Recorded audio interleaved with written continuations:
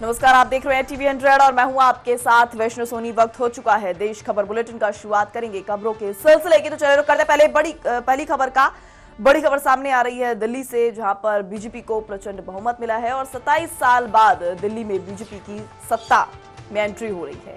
अब ऐसे में संशय बरकरार है दिल्ली में अगले सीएम को लेकर कि दिल्ली में आखिर अगला सीएम कौन बनेगा।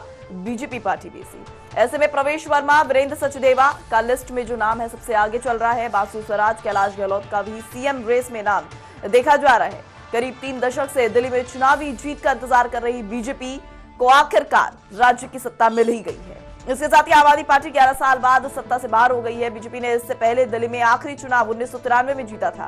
पिछले कुछ चुनावों में भी देखा गया कि दिल्ली में बीजेपी ने पीएम मोदी के चेहरे को आगे रखकर चुनाव लड़ा था, लेकिन जीत उनसे दूर ही रही थी। इस बीच राज्य स्तर पर उसने अपने नेतृत्व में कई बार बदलाव भी किया, लेकिन इससे उनको फायदा नहीं मिल पाया। बीजेपी ने इस बार भी मुख्यमंत्री का कोई चेहरा पेश नहीं किया था, लेकिन पार्टी पीएम मोदी के फेस पर जनता के बीच उतरी और जीत हासिल करने में कामयाब भी रही। दिल्ली विधानसभा चुनाव में भाजपा की जीत के बाद पीएम मोदी ने भाजपा हेडक्वार्टर में कार्यकर्ताओं को संबोधित किया। उन्होंने अपने भाषण की शुरुआत में यमुना मैया की जय के नारे के साथ की और कहा उन्होंने कि आज दिल्ली के लोगों में भारी उत्साह देखने को मिल रहा है और सुकून भी है। ये एक उत्साह विजय का माहौल है, जहां पर आपदा से दिल्ली वासियों को मुक्ति मिल गई है। आपने दिल खोलकर प्यार दिया, मैं दिल्ली वासियों को नमन करता हूं।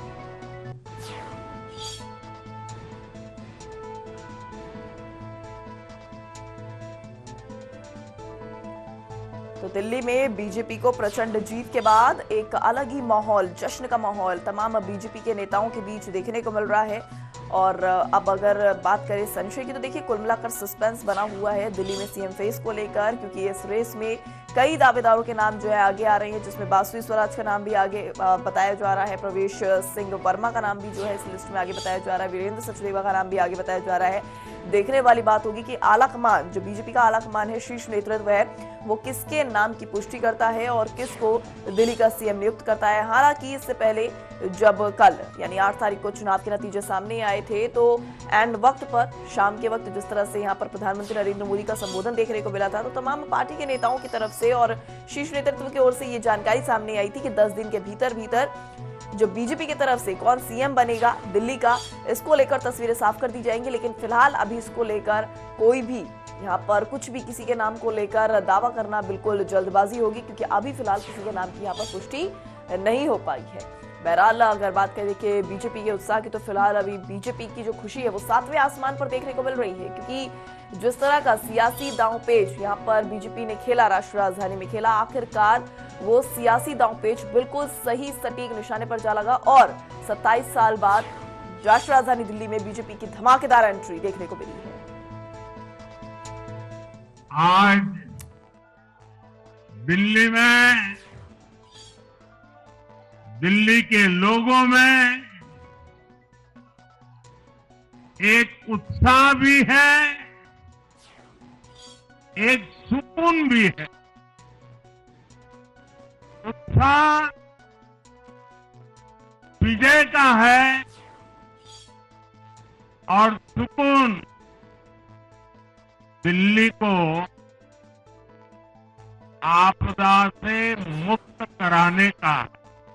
ये ऐतिहासिक विजय है, ये सामान्य विजय नहीं है। दिल्ली के लोगों ने आपदा को बाहर कर दिया। एक दशक की आपदा से दिल्ली मुक्त हुई। दिल्ली का जनादेश स्पष्ट है। आज दिल्ली में विकास, विजन और विश्वास की जीत हुई है। आज दिल्ली की जनता ने साफ कर दिया है कि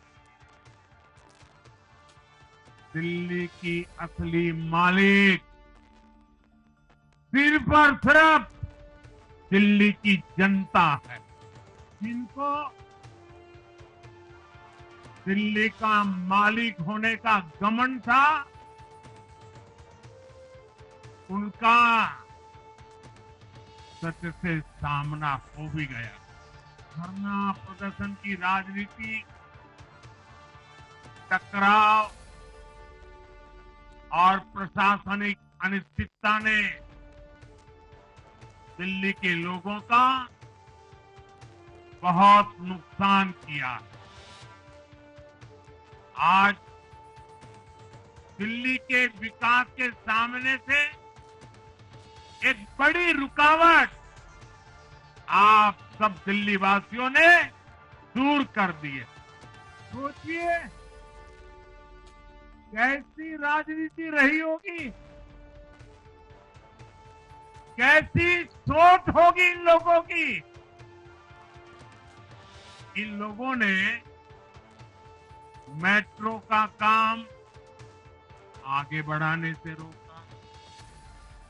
इन आपदा वालों ने झुग्गी वालों को घर देने से रोका। इन आपदा वालों ने आयुष्मान भारत योजना का लाभ भी दिल्ली के लोगों को मिलने नहीं दिया। अब दिल्ली के लोगों ने साफ संदेश दिया है, गवर्नेंस। तो जैसा कि आपने देखा 27 साल बाद दिल्ली में बीजेपी की एंट्री हो गई है और एंट्री के बाद प्रधानमंत्री नरेंद्र मोदी ने सबसे पहले दिल्ली वासियों को संबोधित किया और अपनी प्रचंड जीत के लिए, बीजेपी की प्रचंड जीत के लिए दिल्ली वासियों का आभार व्यक्त किया। बहरहाल इसी पर खास बातचीत के लिए हमारे साथ जुड़ रहे हैं बीजेपी नेता प्रदीप भटनागर। प्रदीप जी, सबसे पहले तो टीवी 100 में आपका बहुत बहुत स्वागत है। जी धन्यवाद। मैं भी टीवी यूनिट को बहुत बहुत धन्यवाद देना चाहूंगा और बधाई देना चाहूंगा कि आप लोगों ने भारतीय जनता पार्टी हमारे साथ जो मेहनत करी है सत्ता परिवर्तन में और सच्चाई दिखाने में, इसके लिए मैं टीवी 100 परिवार को बहुत धन्यवाद करता हूं। बिल्कुल प्रदीप जी, सबसे पहले तो दिल्ली में बीजेपी की सरकार बन गई है, उसके लिए भी आपको हार्दिक शुभकामनाएं। और देखिए, अब देखिए सरकार तो बीजेपी की यहाँ पर बन गई है, जिसका इंतजार बीजेपी को बहुत लंबे वक्त से था। देखा भी गया था 27 साल तक दिल्ली की सत्ता से दूर थी यहाँ पर बीजेपी, और जब तक नहीं थी आम आदमी पार्टी को हर मुद्दे पर घेरने का प्रयास यहाँ पर बीजेपी ने पूरे जोर के साथ किया है। अब ऐसे में देखिए दिल्ली में डबल इंजन की सरकार बनने जा रही है।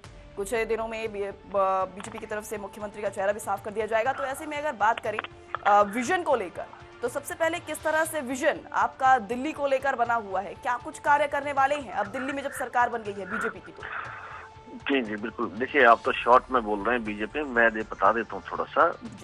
ये जो जीत है ये भारत की जनता की जीत है और भारत की जनता की ही पार्टी है भारतीय जनता पार्टी। और भारतीय जनता पार्टी की जो जनता ने, दिल्ली की जनता ने स्वयं चुनाव लड़ा है। वे केवल कार्यकर्ता तो प्रचार प्रसार के लिए थी, मगर स्वयं ही इन भ्रष्टाचारियों से लड़ने के लिए दिल्ली की जनताओं ने खुद चुनाव लड़ा है और अपने नेतृत्व को स्वयं और सेवा का समय भी दिया है और विश्वास भी किया है। और हम भी पूर्ण रूप से दिल्ली की जनता के लिए समर्पित और समर्पण से काम करेंगे, क्योंकि सेवा रूपी लोग हम हैं और सेवा के भाव से ही दिल्ली को आगे बढ़ाने के लिए, स्वच्छ बनाने के लिए, और जो दिल्ली में कमियां 10 साल में बहुत बड़ी बड़ी हो गई है उसको दूर करेंगे।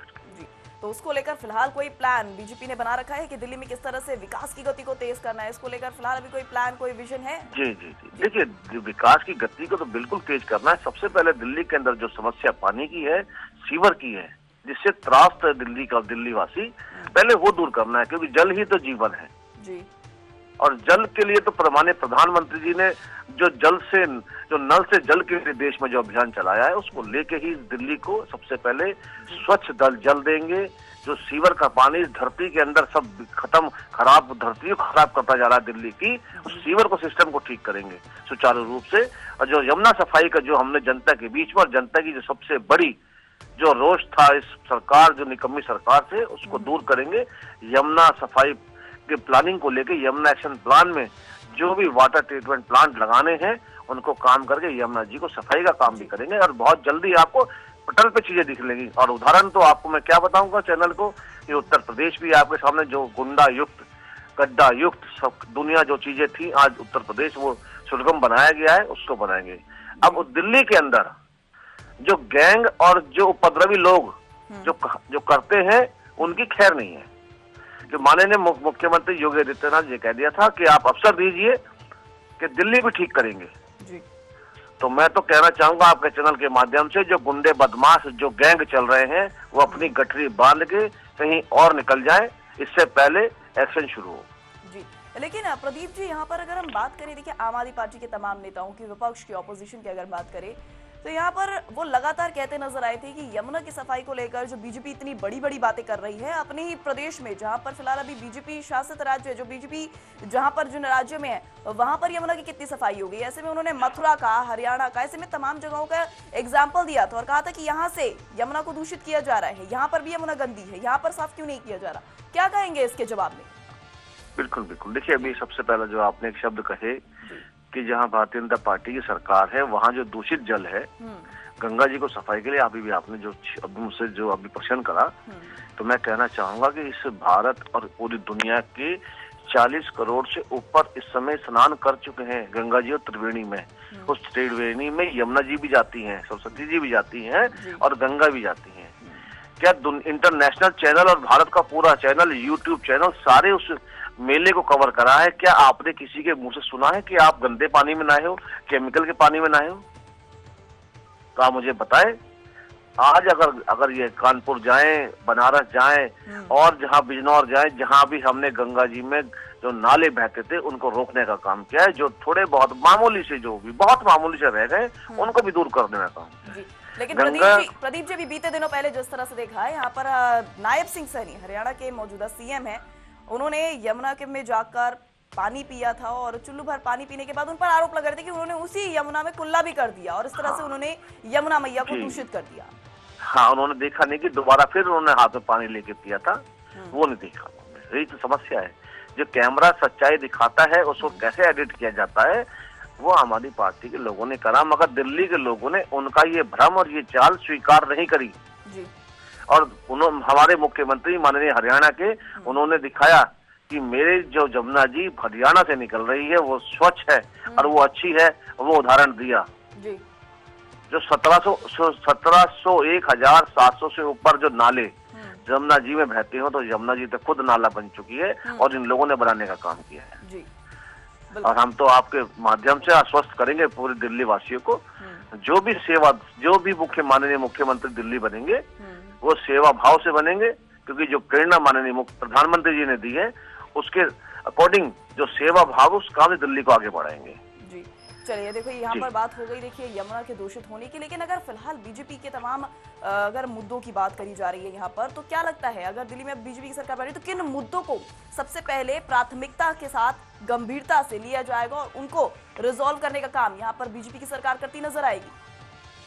बिल्कुल बिल्कुल, देखिए अगर आप बात करें तो देखिए समस्याएं दिल्ली में एक नहीं है। दिल्ली में इन्होंने वादा करा था डीटीसी ड्राइवरों को पक्का करने का, जो बसों के अंदर चलते हैं मार्शल, उनको पक्का करने का। इन्होंने वादा करा था पानी को स्वच्छ देने का। उन सब चीजों पे काम होगा। बिल्कुल बाकायदा भारतीय जनता पार्टी की जो सरकार अब बनेगी, जो शपथ ग्रहण होगा, उसके बाद से ही एक्शन शुरू है। और जो दिल्ली के काम रुके हुए हैं, जो हमारे पूर्व मुख्यमंत्री साहब सिंह वर्मा जी छोड़ गए और मदन लाल खुराना जी छोड़ गए, सुषमा जी स्वराज छोड़ गई, उसके सपनों को पूरा करने के लिए पूरा काम करेंगे हम जी। चलिए प्रदीप जी, आपके इन्हीं तमाम बातों का देखिए अब देखने वाली बात होगी कि ये वादे बीजेपी की तरफ से किए जा रहे हैं आगामी दिनों में दिल्ली में किस तरह से पूरे किए जाते हैं बीजेपी की सरकार की ओर से। बहरहाल इसी पर खास चर्चा में हमारे साथ जुड़ रहे हैं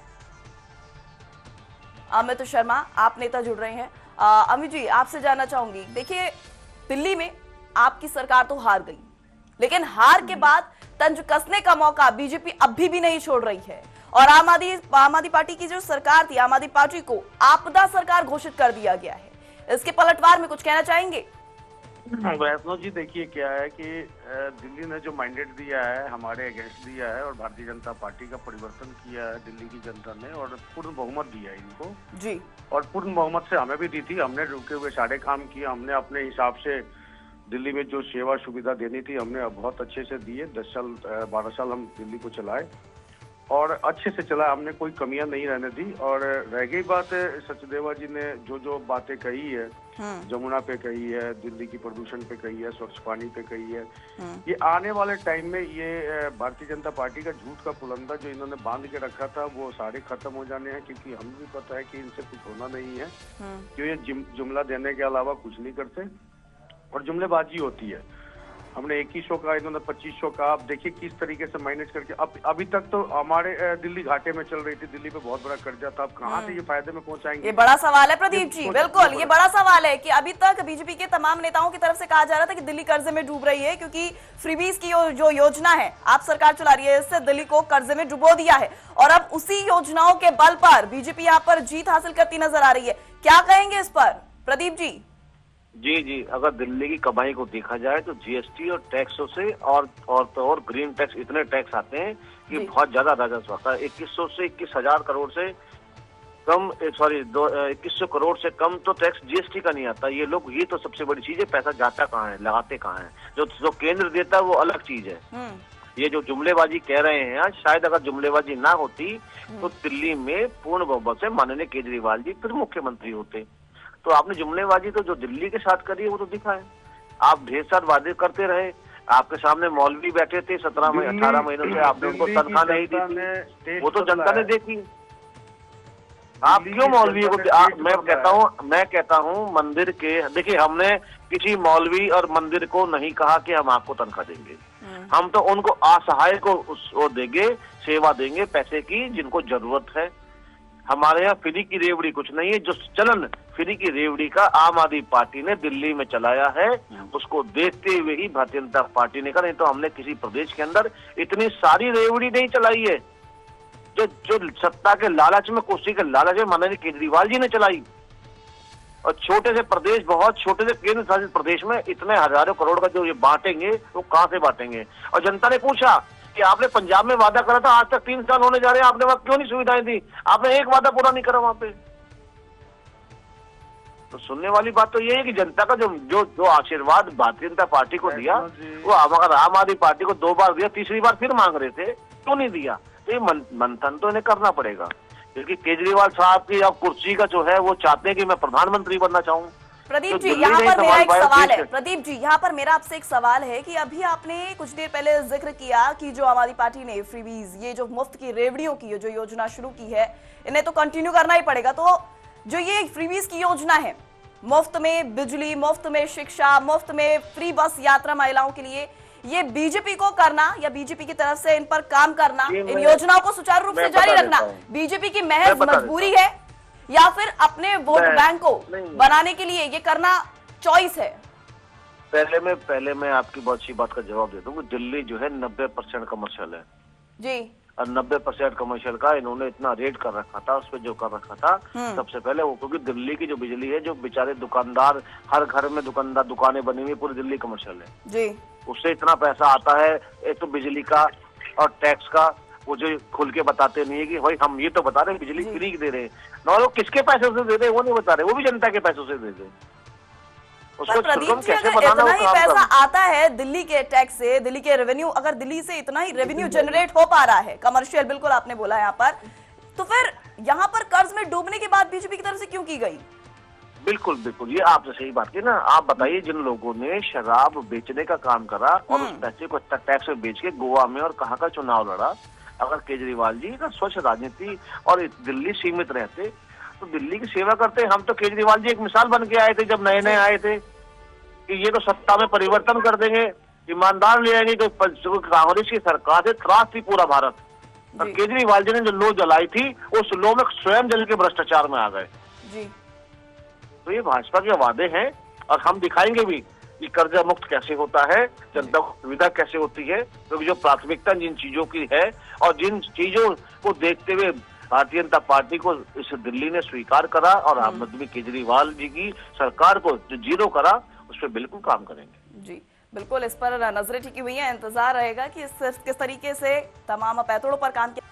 जी, ये भारतीय जनता पार्टी का कहना होगा, लेकिन हम इस बात से बिल्कुल संतुष्ट नहीं है कि शराब मैटर आता है। शराब मैटर आता है तो अब तो भारतीय जनता पार्टी की सरकार बनने वाली है और इनका अभी तो मुख्यमंत्री का चयन भी नहीं हो पाया कि मुख्यमंत्री बनेगा कौन।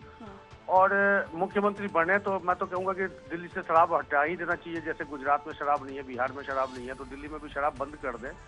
उसके बाद इनकी रेवेन्यू देखो कि कैसे इनकी टैक्स आती है और किस तरीके से ये फ्री की रेवड़ी की बात कर रहे थे अभी।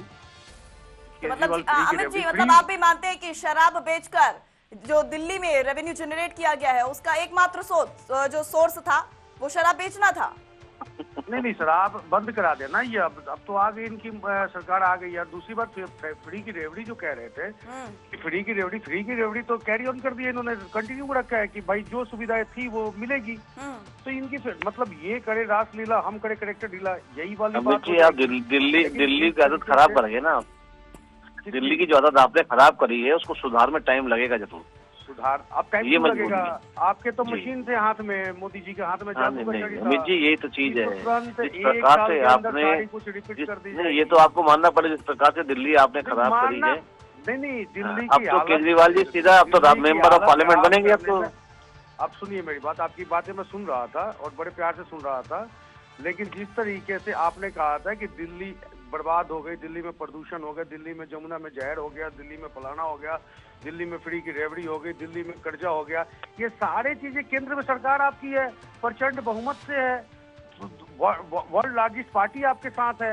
आपको तो 2 मिनट में यूं चुटकी बजा के छड़ी घुमाना है दिल्ली साहब। आप करो ना। दिल्ली की जनता को 5 साल के बाद फिर दिल्ली की जनता जवाब मांगेगी और अगेंस्ट केजरीवाल फिर रिपीट करेंगे दिल्ली के अंदर और प्रचंड बहुमत से हमारी सरकार बनेगी जो 2030 में चुनाव होगा।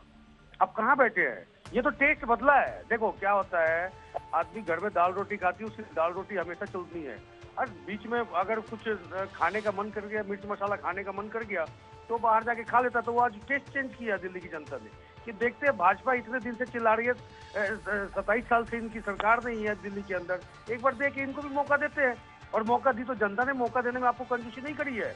अब काम करने में कंजूसी भारतीय जनता पार्टी ना करे, काम करके दिखाना, जमुना साफ करके दिखाना, प्रदूषण मुक्त दिल्ली बनाना, ट्रैफिक से छुटकारा दिलाना, बहुत सारी ऐसे काम है। महिलाओं को सुरक्षा देना, महिलाओं को फ्री बस यात्रा कराना, 2500 रुपए देना, ये सारी आपकी मैनिफेस्टो पड़ी जाएगी। ये पूरे 5 साल। प्रदीप जी क्या कहेंगे? आखिरी कमेंट आपसे लेना चाहूंगी, क्या कहेंगे? क्या वाकई इन सब कामों पर खरे उतरेंगे आप?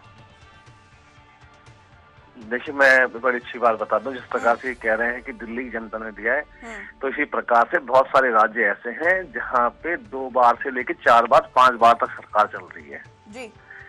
और वो सरकार चल रही है तो उस जनता के विश्वास और जो विश्वास उन्होंने दिया उस पे चल रही है। बिल्कुल, देखिए विश्वास पे आप कितना चल पाते हैं ये तो देखा आगामी दिनों में पता लगेगा, क्योंकि 5 साल का लंबा वक्त है और इस 5 साल के वक्त में किस तरह से बीजेपी विकास की गति को तेज करती है, इस पर सबकी नजर टिकी हुई है। बहरहाल आप हमारे साथ इस चर्चा में जुड़े, अमित जी आपका भी बहुत बहुत शुक्रिया और प्रदीप जी आपका भी बहुत बहुत शुक्रिया। फिलहाल वक्त हो चुका है एक छोटे से ब्रेक का, ब्रेक के बाद लौटेंगे और इसी सिलसिले को जारी रखेंगे। तब तक बने रहिए हमारे साथ और देखते रहिए टीवी 100।